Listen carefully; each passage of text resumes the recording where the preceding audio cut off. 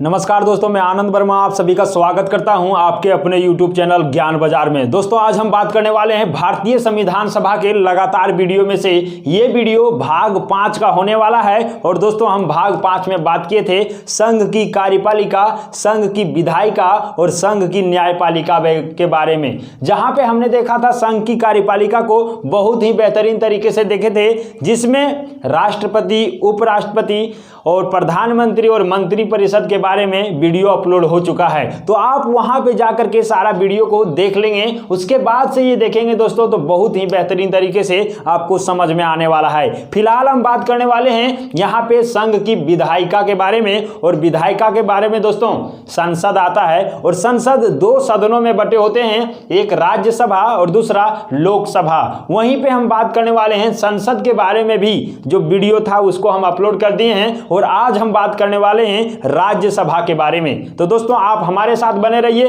और हम आपको लेकर के चलते हैं संसद के पहला सदन, और वो है राज्यसभा। यहां पे हम बात करते हैं दोस्तों, ये राज्यसभा जो भारतीय संविधान के अनुच्छेद 80 में वर्णन किया गया है। आप यदि भारतीय संविधान को देखेंगे तो उसके आर्टिकल 80 में आपको राज्यसभा के पूरा डिटेल विवरण मिलता है। अब यहीं से हम बात करते हैं दोस्तों, ये जो राज्यसभा है ये संसद का एक अंग है। जैसा कि हमने बताया था जब संसद के बारे में पढ़ा रहा था, तो आपको वहां पे बताए थे कि राज्यसभा, लोकसभा और राष्ट्रपति के अनुपम से, माने तीनों का सहयोग होने के बाद ही संसद बनता है, और वो विधायिका के अंतर्गत आता है, संघ की विधायिका के अंतर्गत। अब बात करते हैं दोस्तों, ये राज्यसभा जो है ये हमारा आर्टिकल 80 में वर्णन है। इसको क्या क्या कहा जाता है, ध्यान रखेंगे कि इसे उच्च सदन भी कहा जाता है, राज्यसभा को ही, और इसको अस्थाई सदन भी कहा जाता है। ठीक है, इसके बारे में हम चर्चा करेंगे कि क्यों इसको अस्थाई सदन कहा जाता है। अभी फिलहाल हम बता दें कि उच्च सदन, अस्थाई सदन और इसी को कहा जाता है द्वितीय सदन, और दोस्तों इसी का नाम है राज्य का प्रतिनिधि सदन। तो आपको इन चारों पांचों में से कुछ भी आपको दे दे तो आपको सीधा सा समझना है कि संसद का राज्यसभा के बारे में जिक्र हो रहा है। अब हम बात करते हैं दोस्तों, ये जो राज्यसभा है इसका पहली बैठक कब हुआ था। तो पहला जो बैठक हुआ था वो काउंसिल ऑफ स्टेट में हुआ था, जो 13 मई 1952 ईस्वी को हुआ था। और उसी समय दोस्तों बात करें कि उसकी अध्यक्षता कौन कर रहे थे, तो अध्यक्षता करने वाले तत्कालीन उपराष्ट्रपति जो उस समय डॉक्टर सर्वपल्ली राधाकृष्णन थे, उन्हीं के द्वारा इसका अध्यक्षता किया जा रहा था। और दोस्तों उस समय के उपराष्ट्रपति डॉक्टर सर्वपल्ली राधाकृष्णन के ही द्वारा। और उस समय जो राष्ट्रपति थे वो आप जानते ही हैं कौन थे राष्ट्रपति। उस समय जो राष्ट्रपति थे वो राजेंद्र प्रसाद थे, और उसी के समय में उस समय जो उपराष्ट्रपति थे वो हमारा सर्वपल्ली राधाकृष्णन थे, और उसी के द्वारा इसका अध्यक्षता किया जा रहा था। वहीं पे बात करते हैं दोस्तों कि 23 अगस्त 1954 को इसे राज्यसभा के रूप में कहा जाने लगा। उससे पहले उसका बैठक हुआ था, उसके बारे में बातचीत हुआ, और जब उसकी अध्यक्षता डॉक्टर सर्वपल्ली राधाकृष्णन ने किया, और उसी के बाद दोस्तों आप डेट भी याद रखेंगे 23 अगस्त 1954 को इसे राज्यसभा भी कहा जाने लगा। अब हम बात करते हैं कि इसकी जो है अधिकतम सदस्य कितने होते हैं राज्यसभा में। अधिकतम सदस्यों की यदि बात किया जाए दोस्तों तो उसमें 250 सदस्य होते हैं, लेकिन यदि वर्तमान के बारे में पूछा जाए तो 245 सदस्य होते हैं। यहीं पे हम बात करते हैं दोस्तों कि ये जो हमारा है 250 सदस्य, ये दो भागों में बटे होते हैं, एक हमारा 238 और दूसरा हमारा 12, और ये दोनों यदि मिल जाते हैं तो ये हमारा बन जाते हैं 250। अब यहाँ पे आप कहेंगे कि ये हमने 238 और फिर इसको 12 में क्यों तोड़ा है, तो आप यहाँ पे जानिए दोस्तों, ये जो 238 है ये विभिन्न राज्यों से तथा केंद्र शासित प्रदेशों से निर्वाचित होकर के आते हैं। और वहीं पे ये जो 12 है, इस 12 सदस्यों को राष्ट्रपति के द्वारा मनोनीत किया जाता है। मतलब राष्ट्रपति अपने से उन 12 सदस्यों को सेलेक्ट करते हैं जो कला, वाणिज्य या फिर साहित्य या सामाजिक कार्यों में कुछ असमयित योगदान किए हैं, उनको मनोनीत करते हैं राष्ट्रपति। तो आप ध्यान रखेंगे कि 12 सदस्यों को राज्यसभा में राष्ट्रपति के द्वारा मनोनीत किया जाता है। वहीं पे 238 सदस्य जो होते हैं अनेक राज्यों से ये या फिर केंद्र शासित प्रदेशों से निर्वाचित होकर के इसमें भाग लेते हैं। अब हम बात करते हैं दोस्तों कि राज्यसभा के सदस्यों का मनोनयन किस आधार पर किया जाता है। मतलब उसका मनोनयन कितने दिन का होता है और कौन से प्रक्रिया के तहत उसका मनोनयन होता है। तो इसका जो होता है दोस्तों कार्यकाल कह सकते हैं उसको, वो 6 वर्ष का होता है। लेकिन वहीं पे प्रत्येक 2 वर्षों में जितने भी सदस्य हैं उसका 1/3 जो सदस्य हैं वो सेवानिवृत्त होते हैं, मतलब अपने पद से हट जाते हैं। कितना आप ध्यान रखिएगा कि 1/3, ठीक है, कितने वर्षों में, 2 वर्षों में। ये इंपॉर्टेंट होता है, प्रत्येक 2 वर्ष में 1/3, मतलब जितना भी टोटल सदस्य है 250, तो उसका 1/3 जो होगा उतने सदस्यों को सेवानिवृत्त किया जाता है और उसके जगह पर नए सदस्यों को शामिल कर लिया जाता है।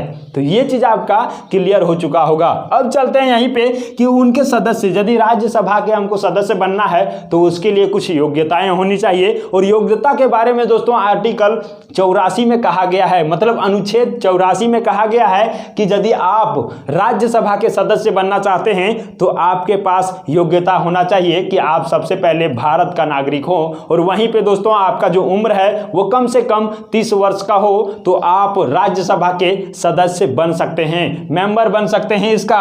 अब यहीं पे बात करते हैं दोस्तों, जैसे हमने बताया कि राज्यसभा के सदस्यों का निर्वाचन होता है, तो उसका निर्वाचन का प्रक्रिया क्या है, किस आधार पर निर्वाचन होता है। तो आप यहां पे देखिए कि इसका जो निर्वाचन होगा वो अप्रत्यक्ष विधि के द्वारा होगा, मतलब प्रत्यक्ष रूप से नहीं होता है। जैसे आप लोकसभा में पढ़ेंगे तो लोकसभा का जो होता है सदस्य, उसका जो निर्वाचन होता है वो प्रत्यक्ष होता है, लोग उसे जाकर के वोट करते हैं जिसका उम्र 18 वर्ष से अधिक होता है। लेकिन राज्यसभा के सदस्यों के लिए दोस्तों अप्रत्यक्ष रूप से मतदान होता है, मतलब निर्वाचन होता है, और उसमें अप्रत्यक्ष रूप से कैसे होगा, तो राज्य विधानसभा के निर्वाचित सदस्यों के द्वारा।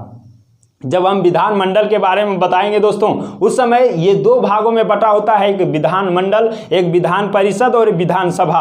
और वहीं पे जो राज्य के विधानसभा जो होते हैं उसी के निर्वाचित सदस्यों के द्वारा ही इसे निर्वाचन प्रक्रिया में भाग लेने का मौका मिलता है। और जैसे राष्ट्रपति का निर्वाचन होता है वैसे ही इसका जो राज्यसभा है उसका भी निर्वाचन होता है। कैसे दोस्तों, अनुपातिक प्रतिनिधित्व प्रणाली की एकल संक्रमणीय मत पद्धति के द्वारा इसका निर्वाचन किया जाता है। मतलब आप राष्ट्रपति का वीडियो यदि नहीं देखे हैं तो वहां पे हमने डिटेल से बताया है कि अनुपातिक प्रतिनिधित्व प्रणाली की एकल संक्रमणीय मत पद्धति क्या होता है। फिलहाल हम यहां पे बात करते हैं इनका भी सिलेक्शन, मतलब निर्वाचन उसी के आधार पर होता है, अप्रत्यक्ष विधि से होता है। चलिए अब हम बात करते हैं कि इनके सीटों का बंटवारा किस आधार पर होता है। मतलब 250 सदस्यों का सीट यहाँ पे दोस्तों आप देखें तो ये 250 पूरे ऑल इंडिया में कहाँ से रहेंगे, कहाँ से मेंबर को लिया जाएगा, कौन से सदस्य किस भाग से होंगे, तो इसका सिलेक्शन कैसे होता है, मतलब कैसे हम कह सकते हैं कि इसका सीट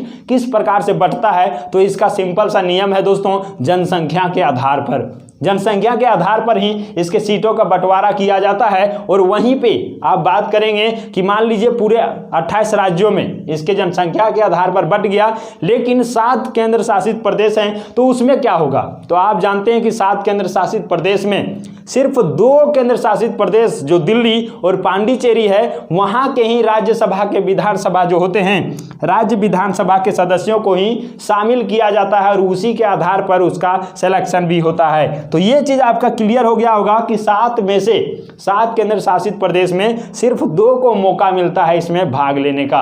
अब यहीं पे हम बात करते हैं दोस्तों कि इसका जो अधिवेशन होता है, राज्यसभा का अधिवेशन, वो 1 वर्ष में 2 बार होते हैं। मतलब क्या है कि 1 वर्ष में 2 बार होगा दोस्तों, और दोनों सदन, मतलब जो अधिवेशन होगा, पहला अधिवेशन और दूसरा अधिवेशन, दोनों का बीच का जो समय होगा वो 6 माह से ज़्यादा नहीं होना चाहिए, मतलब 6 माह के अंदर ही करा लिया जाना चाहिए दोनों अधिवेशन। ये चीज क्लियर हो गया। कई बार एग्जाम में पूछा जाता है कि 2 अधिवेशन के बीच का कितना समय होता है, 6 माह से अधिक, 6 माह से कम, 6 माह या फिर कोई नहीं, तो आप उसका लगाएंगे 6 माह से कम ही होता है। चलते हैं अगला टॉपिक जो है दोस्तों वो आर्टिकल 352, 356 और 360 के आधार पर। आप जानते हैं ये जो अनुच्छेद है ये आपातकाल के लिए है। कौन सा है ये, राष्ट्रीय आपात, राष्ट्रपति शासन और वित्तीय आपात। 3 चीज है, क्या है, राष्ट्रीय आपात, राष्ट्रपति शासन और वित्तीय आपात। 352 में राष्ट्रीय आपात, जिसमें क्या होता है, आंतरिक अशांति या फिर बाह्य विद्रोह है उसके आधार पर। और ये क्या है, राष्ट्रपति शासन, किसी क्षेत्र विशेष में राष्ट्रपति का शासन हो तो उसे हम क्या कहते हैं, राष्ट्रपति शासन। और वित्तीय आपात, जब भारत में वित्तीय कमी हो जाता है उस आधार पर वित्तीय आपात लागू किया जाता है। और दोस्तों यदि ये आपातकाल की घोषणा हो जाए तो उस समय क्या होता है, लोकसभा विघटित हो जाते हैं, मतलब लोकसभा खत्म हो जाते हैं। और लोकसभा के खत्म हो जाने के बाद क्या होता है कि राज्यसभा का विशेष अधिवेशन बुलाया जाता है और उसके तहत बात किया जाता है, विचार किया जाता है और उसका विचार विमर्श निकाला जाता है। यहीं पे हम बात करते हैं कि राज्यसभा के अधिकारी जो होते हैं वो कौन कौन से होते हैं। मुख्य अधिकारी में दोस्तों एक तो होंगे यहाँ पे सभापति और दूसरा होंगे उपसभापति। सभापति के बारे में आप जानते हैं दोस्तों क्या होता है कि इसका जो राष्ट्रपति, जो उपराष्ट्रपति होते हैं वही राज्यसभा का पदेन सभापति होते हैं। उपराष्ट्रपति का कोई ये नहीं है, लेकिन उसी को क्या किया जाता है, राज्यसभा का पदेन सभापति बना दिया जाता है और वो पदेन सभापति बन जाते हैं राज्यसभा का। तो आप कहेंगे कि क्या राज्यसभा का वो सदस्य है क्या, तो राज्यसभा का वो सदस्य नहीं होते हैं, फिर भी वो राज्यसभा का पदेन सभापति होते हैं। और इसके आधार पर दोस्तों यदि वो राज्यसभा का सदस्य नहीं है तो उसे कोई भी चीज़ में मत देने का अधिकार नहीं होता है, लेकिन वो निर्णय ले सकते हैं। वहीं पे बात करते हैं कि यदि सदन में बराबर बहुमत आ गया दोनों चीज़ में तो उस समय ये निर्णायक मत दे सकते हैं। निर्णायक मतलब कोई एक तरफ ये सपोर्ट कर सकते हैं। तो मान लीजिए दोनों तरफ बराबर हो गया, उसके बाद क्या है, यदि ये जिधर भी चले जाएंगे उधर क्या हो जाएगा, उसी का बहुमत हो जाएगा। तो ये चीज़ करते हैं कि बराबर मत आने पर वो अपना निर्णायक मत देते हैं और वो निर्णय जो होता है वो अंतिम निर्णय होता है। अब बात करते हैं जो उपसभापति होते हैं, ये कौन होते हैं। उपसभापति दोस्तों ये कोई होते नहीं हैं, बल्कि जितने भी राज्यसभा के सदस्य होंगे उसी के द्वारा उसको निर्धारित किया जाता है। राज्यसभा के सभी सदस्यों के द्वारा ही इसका चुनाव कर लिया जाता है और उसी चुनाव में जो जीतते हैं उसी को उपसभापति बना दिया जाता है।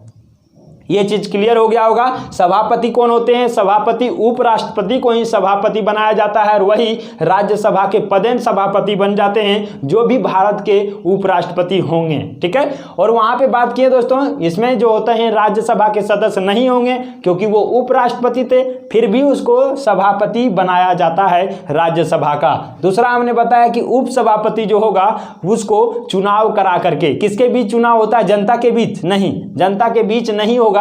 क्या होगा, जितने राज्यसभा के सदस्य हैं वही सदस्यों में से इसका चुनाव होता है और उस चुनाव में जो जीतेंगे वही हमारा उपसभापति बन जाते हैं। वहीं पे बात करेंगे दोस्तों, यदि ऐसा स्थिति आ जाए कि सभापति किसी कारणवश अपने सभापति के सीट पर आसीन ना हो, या फिर वो त्याग पत्र दे दे, या फिर उस काल के दौरान उसका मृत्यु हो जाए, तो उस स्थिति में क्या होता है, तो दोस्तों उपसभापति जो होते हैं वही उस समय सभापति के कार्यभार को संपादित करते हैं, संचालन करते हैं।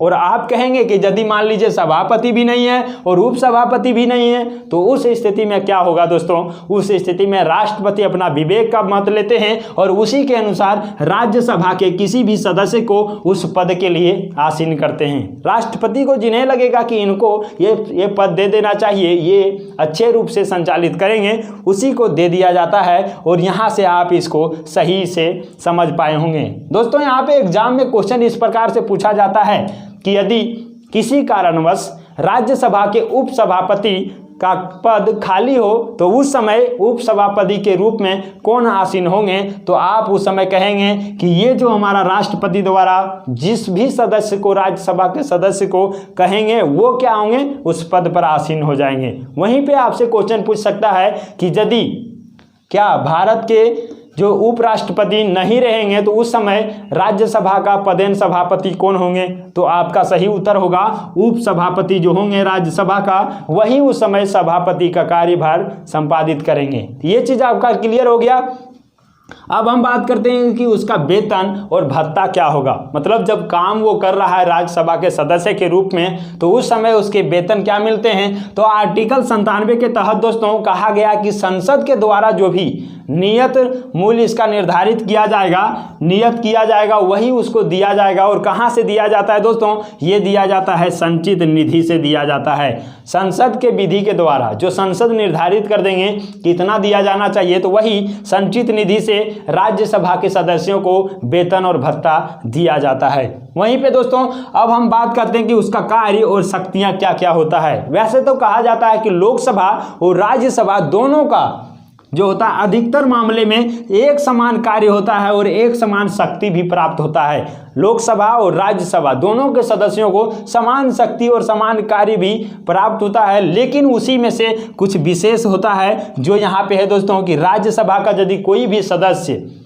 बिना सदन के परमिशन लिए हुए यदि 60 दिन से ज़्यादा उपस्थित रहता है, अनुपस्थित रहता है, मतलब अब्सेंट हो गया 60 दिन से ज़्यादा, तो उस स्थिति में उसकी सदस्यता को वो समाप्त कर सकते हैं। क्या ये क्वेश्चन भी पूछा जाता है कि कितने दिन तक अब्सेंट रहने के बाद उसकी सदस्यता समाप्त हो सकता है, तो आप कहेंगे कि 60 दिन यदि बिना अनुमति के, यदि अनुमति ले करके आप रह रहे हैं तो कोई दिक्कत नहीं, लेकिन आप अनुमति नहीं लिए हुए हैं और आप यदि रह रहे हैं दोस्तों 60 दिन से ज़्यादा अनुपस्थित, तो आप यदि राज्यसभा का सदस्य हैं तो आपको वो पद छोड़ना होगा और आपको उसका सदस्यता समाप्त कर दिया जाएगा।